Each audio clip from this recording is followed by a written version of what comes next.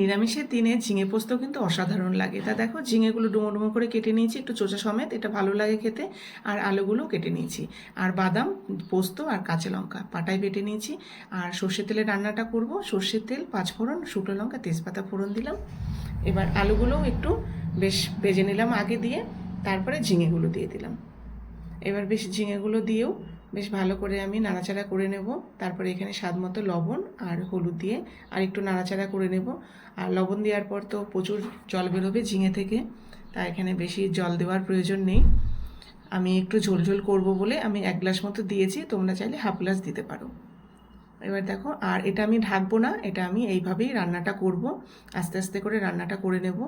আর যে কোনো গ্রিন জিনিস ঢাকলে পরে কি হয়, গ্রিনের যে কালারটা সেটা নষ্ট হয়ে যায়, সেই জন্য আমি গ্রিন জিনিসগুলো আমি ঢেকে রান্না করি না। তারপরে পোস্ত বাটাটা দিয়ে দিলাম। এখনও কেন দিলাম পোস্তটা এখন দিলে পরে পোস্তর যে সুন্দর একটা গন্ধ সেটা থাকার জন্য। আর দেখো সুন্দর আমার রান্না হয়ে গেল ঝিঙে পোস্ত। কেমন লাগলো জানিও।